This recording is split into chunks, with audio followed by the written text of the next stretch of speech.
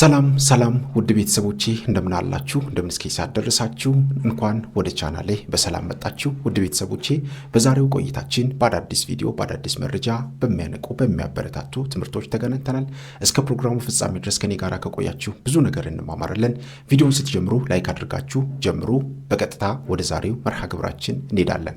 በየዓመቱ ቁልቁል ስንወርድ እንጂ ወደ ላይ ስንወጣ አንታይም። ሌሎች በክፉ መንፈስ እየቀደሙን ተራራ ሲያክሉ እኛ ደግሞ በሸለቆ ውስጥ ያሉ ቁጥቋጦች መስለን እንኖራለን። መባዘን ማለት እኮ ይሄ። ሌሎች በመናፍስት እኛን አጨንግፈው በላያችን ላይ ጥሎ ማለፍን ሲያከናውኑ እኛ እዛው እንርበተበታለን።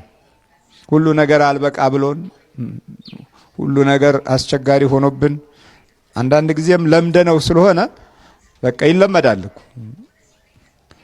ሎጥ በሶዶም ውስጥ በሚኖርበት ጊዜ የሶዶማውያንን ጠባይና ባህሪ ለምዶት ነበር እስከ መጨረሻው የእሳት ወቅት እስኪመጣ ድረስ። ዝም ብሎ ይለመዳል። ሎጥንም ያውቁታል። በራሱ መንፈሳዊ አምልኮት አክብረውታል። ግን በአንድ ወቅት ላይ እንግዳ ቢመጡበት እንግዶቹን አውጣቸው አሉ። አውጣ፣ እኛ ሀገር የገቡ እንግዶች አሉ። ከገቡበትን ቤትም ውስጥ አንዱ እዚህ አንተ ጋር ነው፣ አይተናቸዋል። ከዛ በኋላ መላእክት መሆኑን አላወቁም። መላእክቱ ደግሞ ባለ በሌለ ኃይላቸው አይነ ስውር ሲያረጓቸው አይነ ስውርም ሆነው የለመዱት ክፉ ስለነበረ በሩ የት ነው ይላሉ፣ ይፈልጋሉ። ለምን አይነ ስውር ሆነ አይደለም እኮ በሩ የት ነው? የሎጥ በር ታውረዋል፣ አያዩም። ሁለተኛ አይናቸው አይገለጥም። ያ አላስደነቃቸውም። የለመዱት ነገር ከብርሃን የሚበልጥ ነበረ። የለመዱት ነገር ከነሱ አይነ ብርሃን ከነሱ ከሚያዩት ማስተዋል የከፋ ስለነበረ ጨለማው ለነሱ ምንም አልታያቸው። አይናቸው ጠፍቷል፣ አይናቸው ታውሯል። ግን አሁንም የሎጥን በር ከመፈለግ አላቋረጡም። አየ፣ ስትለምደው ልክ እንደዚህ ነው። ችግሮችን በሙሉ ስንለምድ ከምናየው ነገር በበለጠ ውስጣችን ስለሚተከል በዛ በተተከለው አኗኗርና ህልውና ውስጥ እውነት ነው ብለህ ስለምትቀበለው ሳይታወቅ ዲያብሎስ ይህንን ነገር በሙሉ አጨላልሞ ገዥነቱን መጨረሻ ላይ ያሳያል። መጨረሻ ነው የሚያሳየው። እና መባዘን በስነ ዕውቀት ውስጥ ከገጠመን ትውልዶች እኛ ዋነኛዎቹ ነን። ለምን? እንደ መንፈሳዊ ታሪካችን አይደለም ዕውቀታችን፣ እንደ መንፈሳዊ ልምዶቻችን አይደለም አስተዋላችን። በተራው መንፈስ እንኳን ተሰርቀን ይሄው እንግዲህ ተራ መንፈስ ከሰዎች አይን የሚመጡ የቡዳው መንፈስ ነው። ይሄ ልክፍቱ ምኑ ሁሉ አእምሯችንን ተቆጣጥሮታል። የአስማቱና የመተቱ የሟርቱ ሲታከልበት ደግሞ ብዙ ሟርተኞች የኛን አኗኗር በመባዘን መንገድ ሊመለከቱት ራሳቸውን አዘጋጅተው ቀን ከሌሊት ከክፉ ሟርት ድምጾቻቸው ጋር ይከታተሉናል። አልታመመችም እንዴት ነው ይላሉ። አንዳንዴም ሰላማዊና ወዳጅ መስለው የውድቀታችንን ምን ያህል በመናፍስቱ እንደተጠቃን መረጃ ለማግኘት ጉርብትናቸውን በወገናዊነት በማስመሰል ቤታችን እየገቡ ደህና ናችሁ አጥብቀው ሰላምታ ይጠይቁናል። ግን የላኩት ሲም ካርድ አለ አእምሯችን ውስጥ። ያ ምን ያህል ስራ እንደሰራ ለማረጋገጥም ጭምር እንዲህ አይነት የመሰሪነት ትውልድን አፍርተን ስቃያችንን የሚጠብቁ ዜጎችን ከጎናችንም ሆነ ከፊታችን ወይ ከኋላችን ከበውን ይኖራሉ። ለዚህ ነው ሰይጣን የቀናው። በጣም ለዚህ ነው ቀናው በጣም።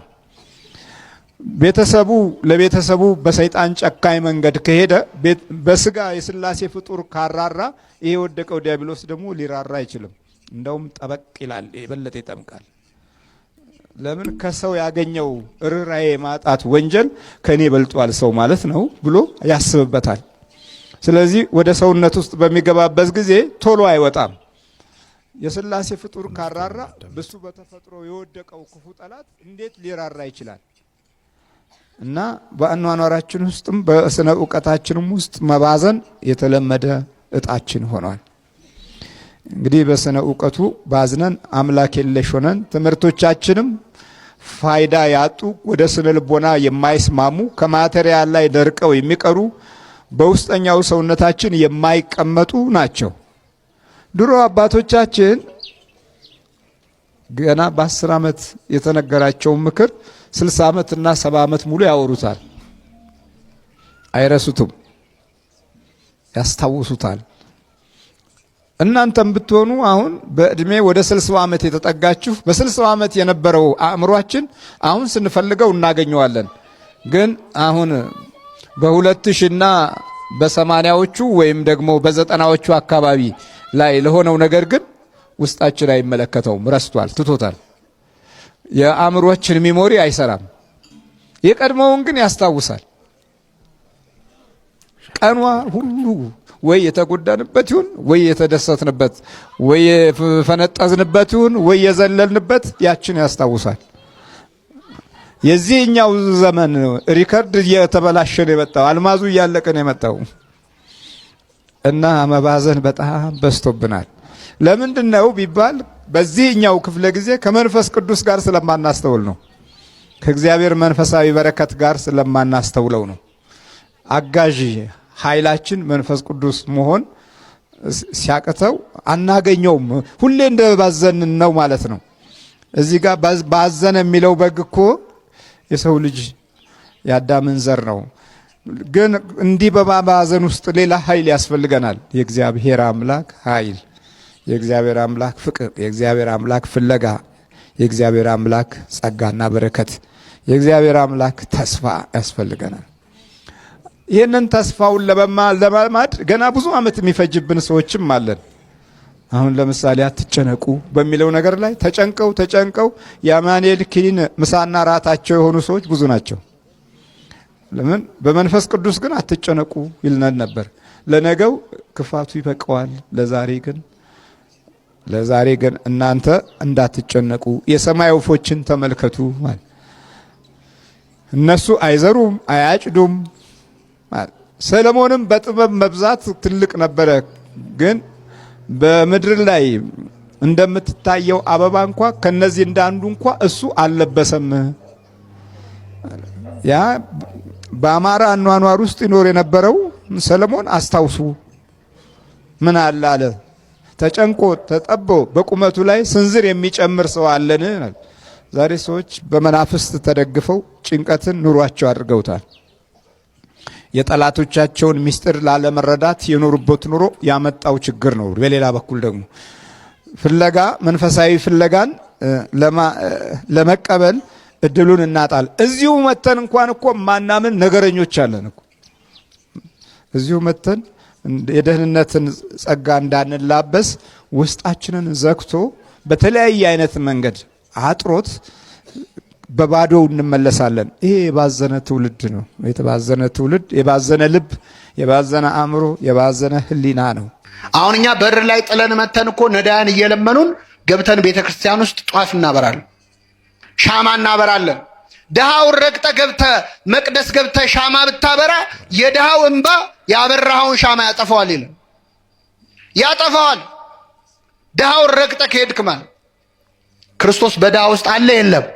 አዎ። አባ ቢሾይ የተባለ አባት ያደረገውን ልንገራችሁ። አባ ቢሾይ የመጣ የሄደውን ሰው እግር ያጥብ ነበረ። ስራው በቃ እግር ማጠብ ነው። ከኔ ጋር ናችሁ ምዕመናን? ጉድጓድ አለችው። እኔ እግዚአብሔር ፈቅዶልኝ ተሳልም ያለው እናንተንም ለመሳለም ያብቃችሁ። ያቺ ጉድጓድ አለች አሁንም ግብጽ ውስጥ እና ጉድጓድ ውስጥ ያጥባል። አጥቦ ሲጨርስ የእንግዳውን እግር ይስማል አይደለ? አሁን ቀረ እንጂ እኮ ድሮ ባህላችን እንደዚህ ነው። እግር ይታጠባል፣ ከዛ ምን ይላል? ይሳማል። ከዛ አንድ ቀን እግር አጥቦ የሚስመው ቢሾይ አንድ ቀን እግር አጠበና የሆነን ሰውዬ እግሩን ሳመው። ከኔ ጋር ናችሁ? እግሩን ሲስመው እግሩ ላይ በሚስማር የተበሳ ነገር አየ። እግሩ ተቸንክሯል። ማን ነው ማለት ነው? ቀና ብሎ ሲያየው ክርስቶስ ነው። ከዛ ሰገደለት፣ ክርስቶስ ተሰወረ። ስለዚህ ያን ቀን እግሩን ያጠበው የማንን እግር ነው? ደስ አለው። የክርስቶስን እግር እጣቢ ብታገኙ ምን ታረጉታላችሁ? በቃ ጠጣዋለሁ ብሎ ሊጠጣ ጀመረ። ከዛ ደቀ መዝሙሩ ሲመጣ እግር እጣቢ እየጠጣ ዘገነ ነው። ጭራሽ ብለብለ ግርጣቢ መጠጣት ጀመርካ። ና ጠጣ አለው። ኧረ ዞር በል ላንተም ቀፎኛል አለ። ተው ጠጣ። በሶስተኛው እምቢ ሲለው ጌታዬን አጠብኩት የእሱን እግር እጣቢ ነው አለው። ኧረ አምጣው ልጠጣ ሲል እጣቢው በኖ ተኖ ጠፋ። ከዛ መነኮሳቱ ሰሙ። እንዲህ አባ ቢሾይ እግር አጠበ የክርስቶስን ለእኛ የሚገለጥልን ብለው መጥተው ተሰብስበው ነገሩት። ቅዱሳን የዋህ ናቸው፣ ምቀኝነት የለባቸውም። ደረቱን እየደቃ ለእኔ ለኃጢአተኛው ታይተ ለእነዚህ ለመነኮሳት ለምን ለማትታያቸው? ጌታ ሆይ ተገለጽ አለ። ጌታችን ተገለጸና እሁድ ጠዋት ተራራ ጫፍ ላይ ወጥተው ይጠብቁኝ ይገለጽላቸዋለሁ። ታጥበው ታጥነው ተዘጋጅተው በጠዋት ተነስተው እሁድ ከቅዳሴ መልስ ተራራ መውጣት ጀመሩ። ማንን ሊያዩ? ክርስቶስ። ከዛ እየወጡ እያለ አንድ ነዳይ ቁስል በቁስል የሆነ ድሃ እባካችሁ እኔም ከፈወሰኝ ጌታ የለው ይዛችሁኝ ውጡአል። ኧረ ተው ይህን ተራራ እኛ በራሳችንን መውጣት ከብዶናል፣ ጭራሽ አንተን ተሸክምንም አይሆንም፣ ዞር በላሉ። አባ ቢሾይ ሲያየው ይህ ድውይ እያለቀሰ ነው፣ ጌታ ቢያገኘው ይፈውሰዋል አለና ና በቃ ብሎ በትከሻው አዘለው ማለት እንኮኮ አድርጎ ይዞ ተራራውን መውጣት ጀመረ። ከኔ ጋር ናችሁ? ሲወጣ የሰውየው ክብደት እየጨመረ መጣ። ሲወጣ አሁንም ክብደቱ እንደ ሰውዬ ኪሎ እየጨመረ ነው እንደሚመጣው ብሎ ቀና ብሎ ሲያየው ክርስቶስ ራሱ ነው። ሰማይና ምድር የማይሸከሙን እኔ እንዴት እሸከማለሁ አለው። ክርስቶስ ባርኮት ሄደ። እነዛ ሰዎች ውሰዱኝ ሲላቸው ጥለው የሄዱት ማንን ነበረ? ክርስቶስን ነበር። ክርስቶስን ከፈለጋችሁ ቤተክርስቲያን በር ላይ ካሉት ነዳያን አንዱ ሆኖ ታገኙታላችሁ። እሱን ረግጠን ወጥተን ነው እዚህ ማረን የምንለው። ለዚህ ነው ቅዱስ ዮሐንስ አፈወርቅ መቅደሱን በእንቁ በጌጥ በወርቅ ታስጌጣላችሁ፣ ክርስቶስ ግን እርቃኑን ሆኖ አይታችሁ ረግጣችሁ ታልፋላችሁ። ድሃው ሲለምን ጥለው ስታልፍ ክርስቶስንም አንተ ስትለምነው አልፎ እንደሚሄድ ወቅ ይላል። ስለዚህ ዮሴፍና ኒቆዲሞስ ያገኙትን በረከት የሚፈልግ እርቃኑን የወደቀ ብዙ ድሃ አለ፣ እሱን አልብሱ ለእኔ እንዳደረጋችሁ ትቆጥረዋለሁ ነው ያለው። የኒቆዲሞስ ክርስትና እያየነው ያደገ ክርስትና ነው። ነቢየ እግዚአብሔር ዳዊት የሕግ መምህር በሉ እስኪ በረከት ይሰጣል። አዎ ኒቆዲሞስ መምህረ ሕግ ነው፣ የሕግ መምህር ነው። በረከትን ይስጠለሁላችሁ። ወይሐውር እምኃይል ውስተ ኃይል፣ ከኃይል ወደ ኃይል ይሄዳል ብሏል። መጀመሪያ ፈሪ ነበር፣ ቀጥሎ ፈራ ተባ ብሎ ስለ ክርስቶስ መሰከረ። በመጨረሻ ግን ጌታውን እስከ መገነዝ እስከ ሰማዕትነት በቃ። ክርስትናችን እንደ ኒቆዲሞስ የሚያድግ ይሁንልን። የኒቆዲሞስን በረከት ያሳድርብን። የሰማነውን በልቡናችን ጽላት ይጻፍልን። ስጋ ወደሙ ዝም ብሎ እየተመለሰ ሳንቆርብ እየተመለሰ ቅዳሴ ሰው በሌለበት እየተቀደሰ ቆራቢ በሌለበት ስጋ ወደሙ እየወጣ ንስሐ የሚገባ በሌለበት ካህናት ንስሐ የሚገባ እየጠበቁ ብዙ ካህናት እያሉ ብዙ ቀሳውስት እያሉ ንስሐ የሚገባው ቁጥር እያነሰ ነፍስ አባት አያስፈልግም ንስሐ አባት አያስፈልግም እያለ የሚወጣው እየበዛ አያችሁ፣ ከጸጋዎቻችን እየተራቆቱን ነው። ዘመኑን ወቁበት። አስቸጋሪ ዘመን ነው። ከባድ ዘመን ነው። ወደፊትም ጥሩ ዘመን አይመጣም። ባይታዊ አይደለሁም፣ ነቢይም አይደለሁም። ዘመኑን መረዳት ግን እችላለሁ። ምናነባቸው መጽሐፍት የሚጠቁሙን እንደሱ ነው። የተሻለ ዘመን አንጠብቅም። ወርቃማ ጊዜ አንጠብቅም። የሚመጣው ጊዜ ከባድ ነው። ከስልክህ ጋር ያለህን ጦርነት ማወቅ አለብህ። ከላፕቶፕህ ጋር ያለውን ጦርነት፣ ከአይፓድህ ጋር ያለውን ጦርነት፣ ትምህርት ቤት ከምትማረው ከራሱ ከካሪኩለሙ ጋር ያለህን ጦርነት መረዳት አለብህ። የምትማረውን ሳይንስ እንደወረደ ብቻ የምትቀበለው ከሆነ አደጋ ውስጥ ነህ። ስለዚህ ቴክኖሎጂ ሁሉ ዝም ብሎ ትክክል አይደለም። ዘመናዊነት በራሱ ልክ አይደለም። ዘመናዊነት ከእውነት መውጣት ነው። ከሪያሊቲ ማፈንገጥ ነው። ወደ ቨርቹዋል ዓለም መሄድ ነው። ወደ ዲጂታል ዓለም መሄድ ነው። ዘመናዊነት ከእውነት ይልቅ ውሸትን ይመርጣል። ዘመናዊነት ውሸትን ነው የሚፈልገው። ለምሳሌ እነዚህ ካሜራዎችን ተመልከቷቸው። የሚያምሩ ካሜራዎች ናቸው። ይሄ ካሜራ እኔን ቆንጆ አድርጎ ነው የሚያሳየኝ። ይሄ ካሜራ ከተቀረጸ በኋላ ቪዲዮውን ስታዩት አሁን በአካል እንደምታዩኝ አይደለም የምታዩት። ረጅም ሰው ታያላችሁ፣ ቀይ ሰው ታያላችሁ፣ ወፍራም ሰው ታያላችሁ፣ ትልቅ ሰው ታያላችሁ፣ ግዙፍ ሰው ታያላችሁ። ካሜራው ይዋሻችኋል። እውነታው ግን ይሄ ነው። እንደዚህ እንዲሆን ጥሩ ስፔሲፊኬሽን ያላቸውን ካሜራ እንፈልጋለን። በጥሩ ሪዞሉሽን ይቀረጻል፣ በጥሩ ኤዲቲንግ ይሰራል። ስለዚህ ሞደርኒዝም ምንድነው? ከእውነት መውጣት ነው። ፊልሞችን ያቸው የሚሰሩት ፊልሞች የተቀናበሩ ናቸው። እነዚህ የተቀናበሩት ፊልሞች ከእውነት የወጡ ናቸው። አርቲስቶቹን ፊልም የሰሩትን ሰዎች በአካል ስታገኟቸው ሌሎች ናቸው። በፊልም ስታዩቸው ቆንጆዎች ናቸው። በብዙ አይነት ካሜራ በፊት በኋላ በቀኝ በግራ ተደርጎ የተቀረጹ ናቸው። ላባቸው ተለቅሞ እዚህ ጋር ብጉር እንዳይኖር ምናምን ተደርጎ የተቀረጹ ናቸው። ሻዶው ምናምን እንዳይኖር፣ ጥራ እንዳይኖር መከራ ታይቶ የተቀረጹ ናቸው። ስለዚህ ዋሻችኋን ካሜራው የምታዩት ቴክኖሎጂ ሁሉ ትክክል ስለሆነ አይደለም። አሁን የውሸት መጨረሻ ወዴት እየመጣን እንደሆነ ታውቃላችሁ። ወደ ኤአይ መጥተናል። ወደ አርቲፊሻል ኢንተለጀንስ መጥተናል። ወደፊት ሁሉን ነገር ኤአይ ይቆጣጠረዋል። ውሸት ነው። እስካሁን ድረስ የነበረው ወጣቱ በፊልም የሚያያቸውን ሰዎች ይወዳል። ሊያፈቅርም ይችላል። አንዳንዱ የአይን ፍቅር ሊይዘው ይችላል። እኔ አሁን እሱን መቃወም አለመቃወም አይደለም ጉዳይ። ግን ልብ በሉ፣ ምናልባት አንድ ሰው አንዲትን የፊልም ተዋናይ ወይም አንዲትን አክትረስ ቢወድ በአካል ሊያገኛት ይችላል። ቢያንስ ምናልባት በአካል ሲያገኛት አብሯት ፎቶ ሊነሳ ይችላል። ፈርሚልኝ ሊላት ይችላል። ምናልባት ማስታወሻ ሊይዝ ይችላል ስለሚወዳት። አሁን የመጣው ግን እንደሱ አይደለም። ፊልም ላይ ያየኸውን እውነተኛ ሰው አይደለም የምትወደው። በኤአይ የሚቀረጹትን ሰዎች ትወዳለህ። ሰዎች አይደሉም፣ ገጸ ባህሪያት ትወዳለህ። የትም አታገኘውም፣ የትም አታገኛትም። ግን ማንኛውም ምእመን ንስሐ እስከገባ ድረስ አጋንንትን የማሸነፍ ስልጣን ሰጥቶናል። ይሄን ያገኘነው በትንሣኤው ነው። ይሄን ያገኘነው አሰሮ ለሰይጣን አጋአዞ ለአዳም፣ አዳምን ነፃ አወጣው። ቅድም እሾህ ይብቀልብህ ብዬ ነበር አንስቼው ነው። እና ያ እሾህ እርግማን ነው። ጌታ እዚህ ላይ የእሾህ አክሊል የደፋበት ምክንያት የአዳምን እሾህ ለመንቀል ነበር። አሁን የሰው ልጅ ነፃ ፍጡር ነው፣ ባሪያ አይደለም። ራሱን ባሪያ ካላደረገ በስተቀር ማንኛውም የሰው ልጅ አሁን ነፃ ፍጡር ነው። ለነፃነት ተጠርታችኋልና ኢትሁሩ ውስተ አርዑተ ቅኔ፣ ወደ ባርነት ተመልሳችሁ አትሂዱ ያለን ቅዱስ ጳውሎስ ስለዚህ ነበር ገላትያ ምዕራፍ 5 ላይ ሲነግረን። አሁን ለነፃነት ነው የተፈጠረውና ነፃነት ተጀመረ። የትንሣኤ ዕለት ነፃነታችን ተጀመረ እና የሚጀመረው ያዋጅ ነው። አጋዞ ለአዳም እሚይዜስ፣ እንግዲህ እሚይዜስ ኮነ ፍስሐ ወሰላም። ክርስቶስ ከተነሳ ሞት ተሸንፏል ማለት ነው። ከዛ ደግሞ ሰይጣን ከታሰረልን ሞት ሁለት ዋና ኃጢአቶቻቸው የሰው ልጅ ሰለስቱ ዕድዋኒሁ ለሰው የሚባሉት የሰው ዋና ጠላቶች የሚባሉት ኃጢአት፣ ሰይጣንና ሞት ናቸው። እና እነዚህ ሶስቱንም አሸነፈልን ጌታ።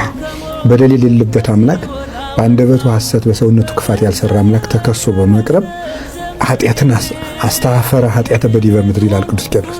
ኃጢአትን በምድር ላይ አሳፈራት፣ ቀጣት፣ ነቃቅሎ አጠፋልን። ከዛ ዲያብሎስን አሰረልን፣ ሞትን አሰረልን። ምንድነው ከዚህ በኋላ የሚጠበቅብን? እንደዚህ ከሆነም እሚይዜሰ እንግዲያስ ከዚህ በኋላ ኮነ ፍስሐ ወሰላም፣ ይኩን ፍስሐ ወሰላም፣ ተድላ ደስታ ይሁን ብላ ቤተክርስቲያን ይህንን ታውጃለች። ደስታ ተሰጠን ማለት ደስታ ማለት ለሰው ልጅ ዘላለማዊ ሕይወት ነው። ሌሎች ነገሮች ሁሉ የሚተኩ የሚያልፉ፣ እንዲሁም ሐዘን እየጣሉ የሚሄዱ ትዝታቸው የበለጠ የሚጎዳ ናቸው የዚህ ዓለም ነገሮች ሁሉ። ዛሬ የተደሰትንበት ነገር ነገ እያሳወስ ነው እምናዝንበት፣ ወይ የሚያሳፍረን በመሆኑ እናዝንበታለን፣ ወይ ደግሞ አሁን ማግኘት ስላልቻልን እናዝንበታለን። ዘላለማዊ ሕይወት ግን ሁልጊዜ የምንደሰትበት ነውና ይህን ደስታ ያገኘነው በትንሣኤው ነው። ከዚያ በኋላ ቤተክርስቲያን ምን ታደርጋለች? አምስቱን ቀናት ሁሉ ዕለት ሰይማ ታከብራቸዋለች። ሰኞን ፋሲካ ትላለች። ፋሲካ ማለት መሻገር ማለት ነው። ስለዚህ እኛን ከሞት ወደ ሕይወት ክርስቶስ አሻገረን። ረጅም ታሪክ አለው፣ እሱ ራሱን የቻለ ነው። በሌላ ጊዜ የምናየው ይሆናል። መሻገር ነው። ጌታ አሻገረ። ልክ እስራኤል ከግብፅ ወደ እስራኤል እንደተሻገሩ እኛን ከሞት ወደ ሕይወት ማንነታችን ሁሉ ወደ አዲስ ፍጥረት አሻግሮታል እና ከዚያ በኋላ ማክሰኞን ቶማስ፣ ረቡዕን አልዓዛር፣ ሐሙስን አዳም ሐሙስ፣ ዓርብን ቤተክርስቲያን መሰረተ። ለቶማስ ትንሣኤውን አስረዳ። አልዓዛርን ያስነሳው አምላክ ተነሳ፣ ለቶማስ ትንሣኤውን ገለጠ። ዓርብ ቤተክርስቲያንን የመሰረተ አምላክ በደሙ ተነሳ። ቅዳሜ ቅዱሳት አንስት ይባላል። የክርስቶስን ትንሣኤ ያዩ ሴቶች ሁሉ መታሰቢያ ነው የምትመጣው ቅዳሜ እና ያችን ሁሉ አደረገ። ለምንድነው? በደል ሲመጣ የመጣው በሴት በኩል ነው፣ ሔዋን ናት። እና ጌታችን መድኃኒታችን ኢየሱስ ክርስቶስ በሴት የመጣውን ዕዳ በሴት ነው ያስወገደው። ያችም ድንግል ማርያም ናት። ትንሣኤውን መጀመሪያ ለሴቶች የገለጠበት ምክንያት ያ ነበር። ዲያብሎስ ሴትን ንቆ ነበር የሚኖረው። መጀመሪያ ያሸነፋት እሷ ስለነበረች፣ ስለዚህ ከሴት ምንም ነገር አይመጣም ብሎ ጠብቆ ነበረ። እግዚአብሔር ደግሞ ባልጠበቃት በናቃት ሴት በኩል ትንሣኤ ከእሷ እንዲወለድ አደረገ፣ ከቅድስት ድንግል ማርያም። ስለዚህ ቅድም በጆሮአችን ዕዳ ገብቶ ነበር እንዳልኩሽ፣ በጆሮአችን በሔዋን ጆሮ ማለት ነው የመጣውን እርግማን አሁን በሴቶች በእናታችን በድንግል ማርያም ደስ ይበልሽ ተብሎ ተጀመረና አሁንም የትንሣኤውንም ደስታ በሴቶቹ ጆሮ በኩል ለሐዋርያት ላከ ማለት ነው። እንዲህ አድርጎ አሁን እግዚአብሔር ባህሪየ ሰብን በሙሉ ወይም የሰውን ባህሪ ሁሉ ወንድንም ሴትንም አከበረ ማለት ነው። እና እንደው የዚህ ዓለም ፈላስፎች ወይም ፖለቲከኞች ስለ ሴት መብት ሳይቆሙ አሁንም እንደው ሴትነት የሚሉት ሰዎች ወይም ፌሚኒስት የሚባሉት ሰዎች ሴት ሳይሉ ሴትን ያከበረም ክርስቶስ ነው። በትንሣኤው በልደቱ ሴትን አክብሯል፣ በትንሣኤው አክብሯል። ቅድስት ቤተክርስቲያናችን ያለ ጾታ መለየት ያለ ምንም ለሁሉም ክብር የሰጠች ናት። ያን ያገኘችው የሕይወቷ ራስ ከሚሆነው ከክርስቶስ ነው እና በዚህ ቀን የሰው ልጅ ባህሪ ነው የከበረ፣ ወንድም ሴትም እኩል ሰው የሆነ ሁሉ የከበረበት ቀን ነው ማለት ነው እና ክብር የሚጀምረው እዚያ ነው። እግዚአብሔር እንደው ሴትን ቢንቅ ኑሮ ዛሬ ትንሣኤውን መጀመሪያ እንደው ለሌሎቹ በገለጠ ነበር። ምናልባት መጀመሪያ ስላገኛቸው ነው ከትንሣኤው ሊባል ይችላል። ግን ምን አይርቀው እሱ ገሊላ ሄዶ ለሐዋርያት መንገር ይችል ነበር። ይሄ ረጅም ምስጢር ያለው ነው። እሱም ራሱ በጣም ሰፊ ጉዳይ ነው። ወደ ነገሩን ለማጥበብ ያክል የነሱንም ውለታ ለማስታወስ ነው። በእርግጥ እነዚያ ሴቶች የራሳቸውን ለክርስቶስ ልዩ ፍቅር አሳይተዋል። ያንንም ዋጋ ለመስጠት ነው። እግዚአብሔር ያንን ሁሉ ክፉ መንፈስ ነቃቀለለት። ሕሊናው ልቦናው ተመለሰ። መስራት አለብኝ ሲል አዎ መስራት አለብህ። የሥራ ሰው ነው። ለብዙዎች የተረፈ ሰው ነው። በኋላ አባዚዮ የሚባል ቁርጥ፣ ክትፎ፣ መጠጥ ሁሉ ነገር ያለበት ነበር በፊት ከአንድም ሁለት። ያንን መልሰን ያው እንደ አዲስ ተሰይሞ ሆቴሉ ተከፈተ። ስራ ጀመረ። ሞቷል፣ ተቀብሯል። እንዴት ስራ ጀመረ? እንዴት አንሰራራ? እኛ እያለን እንዴት ቆመ ብለው ድጋሚ ይኸው እንደምታዩት ሞቷል ተብሎ ነበር እኮ የካቲት 28 ዕለት የካቲት 28 የዛሬ 3 ዓመት አንተ ጋር እያለ ሞቷል አስብላችሁ ነበር እንዴ? እህቱ ልብስ አሳጥባ እድር ተዘጋጁ ጠብቁ ብላ ነበር። በዛ ሰዓት በቃኛ ፈጽመናል ብለን የወሰድነውን እድል ሁሉ ነገር በቃ ተቀራምተናል፣ የሚገታገለን የለም ብለን አስበን ነበር። ሞተ ብላችሁ? አዎ እንዲህ ነው። አንዳንድ ሰው ሳይሞት ሰማና መኖሩ። በነገራችን ላይ እኔም ለ7 ዓመት ወደ ገዳም ገብቼ ጠፍቼ ልኖር ልሙት አይታወቅም ነበር። በኋላ ለአያቴ ተደውሎ ከሞተ ቆይቷል ተብዬ እድሩላ ተበልቶብኛል። ህርምሽን አውጪ ተብላለች። ከ7 ዓመት በኋላ ድምጼን ሰሙ፣ አገኙኝ፣ አላመኑኝም። አንዳንዱ ሳትሞቱ በቆም እንግዲህ እንዲገላሉ። ዋናው ነገር እንግዲህ የምናስተላልፍላችሁ መልእክት ጸልዩ ነው፣ ስገዱ ነው፣ እንደሱ ተንበርከኩ ነው። የቱንም ያህል የከፋ ጠላት ቢመጣ እግዚአብሔር ያርቅላችኋል። አሁን ሆቴሉን በጧፍ አድርጎ በጸሎት አስመስሎ ሊያነደው ሊያቃጥለው ደግሞ እኮ ይገርማል። ራሱን አስመስሎት ሆቴሉን ሊያሸጠው ራሱ መንፈሱ እየደወለ ለደላላ ትገዛላችሁ እያለ። አሁን ይሄ ታዲያ ጤና ነው? ለምን አገኘ ነው? ሌላ ምንም አይደለም። ቅናት ነው፣ ሌላ ምንም አይደለም። ሰው እግዚአብሔር የሰጠውን ነው አይደለም የሚበላው። ጤናም እድሜም ስራም ህይወትም እንጀራም የሚሰጠው ማን ነው? ግን ሰዎች እግዚአብሔር የሰጣችሁን በመተት ይነጥቋችኋል። እግዚአብሔር የሰጣችሁን በመተት ያሳጧችኋል። ይሄ ነው እኮ እኛ የዕለት ተዕለት ህይወታችን የምንሰማው የምናየው ይሄንን ነው። እሺ ይበቃችኋል። በስላሴ ስም ሰማ። ወደ ስራው ይመለሳል። በደንብ አድርጎ ይሰራል። አባዚዮ ቁጥር 2ም ይከፈታል። የምርቃቱ ቀን እኮ መጥቻለሁ። ባለፈውም ሲሸኝ ነግሬዋለሁ። ሆቴሉንም ለመመረቅ የመጥምቀ መለኮት የቅዱስ ዮሐንስ ቀን 200 ሺህ ብር አውጥተን ወዳጆቻችንን በቅዱስ ዮሐንስ ስም እዛ ጋብዘን ዘክረን ነው ሆቴሉን ምርቀን የከፈት ነው። ይሄም ያናደዳቸዋል። እስኪ ሚስት መጣች እና እስኪ ወደዚህ ስራ ነበርክልኝ? ስራ ነበር እኮ የምን ዝም ብዬ ነበር እየመጣሁት። አየህ ገባለሁ። ይኸውልህ ገብቼ ጸሎት ቤቴ ጠጋ በል፣ ወደዚህ ጠጋ በል አንተ።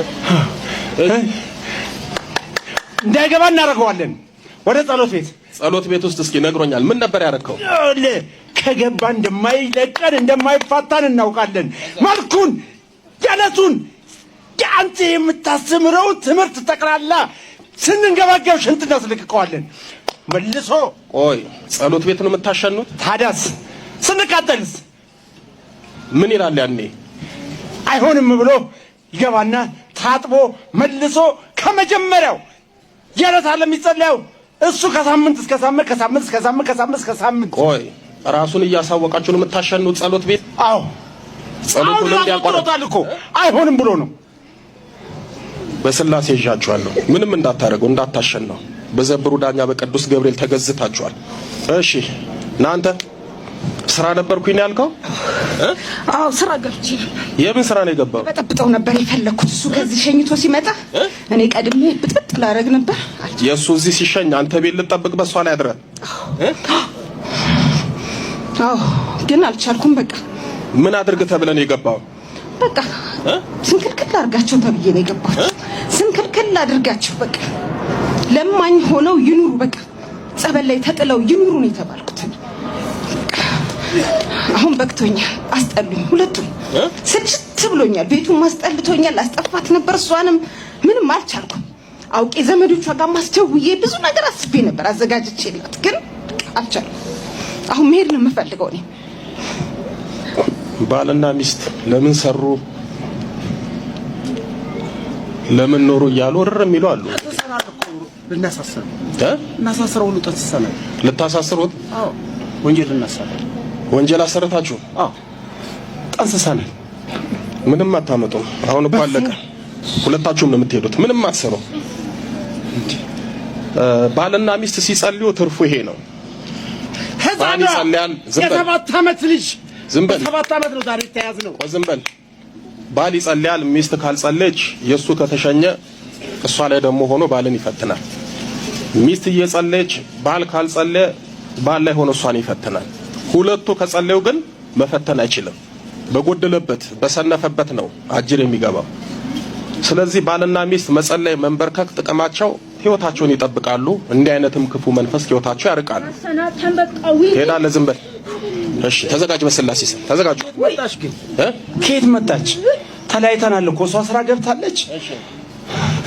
እሷን አቁሜ ሰብስቤ ከጸጉሯ ቧጥጬ አንቺ ወደ ስራ ሲጂ ነው ሄዳለሁ። ደሞ እሺ አጅሬ እንዴት መጣ? አንተ አሰረኝ። መርቆሪዎስ አሰረኝ። ሰማዕቱ ቅዱስ መርቆሪዎስ አንቀልቅሎ መጣ። ሰማዕቱን አመስግኑልን። እግዚአብሔር ይመስገን። እሺ ተዘጋጁ። ሁለታችሁም በስላሴ ስም በል። ቧጥና ግንባር ነው ያውጣ። አንተ ከማጸላይ ሁሉ ጊዜ የምትፈትነው የምታሰቃየው ተዘጋጅ። በስላሴ ስም በልጥሩ። በስላሴ ስም በኃያሉ በመድኃኔዓለም ስም በወላዲተ አምላክ ስም በቅዱስ ሚካኤል ስም በቅዱስ ሚካኤል ስም በል። በቅዱስ ገብርኤል ስም በቅዱስ ሩፋኤል ስም በቅዱስ ኡራኤል ስም በሰማዕቱ በቅዱስ መርቆሪዎስ ስም እባክህን ካሁን በፊትም ጉድ ሰርተኛል እኮ በመርቆሪዎስ ሰርተኛል። በሱ በአሁን በጠራሁት ስም ካሁን በፊትም ጉድ አድርገኛል። ወንድሙ ነው ችግር የለም ብለህ ታስታውሳለህ? የጊዮርጊስ ነበር ሊሸኝ የነበረው። ጊዮርጊስና ቅዱስ መርቆሪዎስ ያው ሁለቱም ሰማዕት ጀግኖች ወንድማሞች ናቸው። እሺ በልጥራ። በሰማዕቱ በቅዱስ መርቆሪዎስ ስም ሰማዕቱ በቅዱስ መርቆሪዎስ ስም በሰማዕቱ በቅዱስ ጊዮርጊስ ስም በቅዱስ ጊዮርጊስ ስም በመጥምቁ ዮሐንስ ስም ጥራ። ሁላችንም የምቀኛ መተት፣ የደፍተራ መተት፣ የሥራ መተት፣ የአእምሮ መተት፣ የሰላቢ መተት ለቀን እንሄዳለን። በስላሴ ስም ለዘላለም በሲኦል ታስረናል። በስራቸው፣ በትዳራቸው፣ በበረከታቸው ጣልቃ አንገባም። መድኃኔዓለም ይፍረድብን። ብንታደስ የዘብሩ ዳኛ ቅዱስ ገብርኤል ይፍረድብን። ቅዱስ ገብርኤል ይፈረድብን። በል ሰባት የጮህ እናውጣ አንድ ላይ ቶሎ በል። አንድ ሰባት ቅዱስ ገብርኤል ሲኦል ያወርድ መልአኩ። የዘብሩ ዳኛ ቅዱስ ገብርኤል ሰይፉን ይጣልብን። ወይ ጉድ! እንግዲህ ውድ ቤተሰቦቼ በዛሬው ቆይታችን በዛሬው ትምህርቶቻችን ብዙ ነገር የተማርንበት ብዙ ነገር ያገኘንበት ቪዲዮ ነበረ። እናንተም ከዚህ ትምህርት የተሰማችሁን የተማራችሁትን ትምህርት ያገኛችሁትን ነገር በኮሜንት ላይ መጻፋችሁን እንዳትረሱ። እንደዚሁ የሚያስተምሩ የሚያነቁ መልእክቶችን በኮሜንት ላይ ጻፉ። ሌሎች እህት ወንድሞቻችን ቤተሰቦቻችን እንዲበረቱ እንዲጠነክሩ የሚያደርግ ኮሜንታችሁን መጻፋችሁን እንዳትረሱ። በተደጋጋሚ እንደምናገረው ቪዲዮውን ስትጀምሩ ላይክ አድርጋችሁ ጀምሩ። ለቤቱ ለቻናሉ ደግሞ እስካሁን ድረስ ቻናሉን ሰብስክራይብ ያላረጋችሁ ቻናሉን ሰብስክራይብ በማድረግ ቤተሰብ እንድትሆኑ በእግዚአብሔር ስም ጠይቃለሁ። እግዚአብሔር አምላካችን ከሁላችን ጋር ይሁን። በቀጣይ በሌላ ቪዲዮ እስከምንገናኝ ድረስ የቅዱሳን አምላክ ከሁላችን ጋር ይሁን። ይቆየን። አሜን።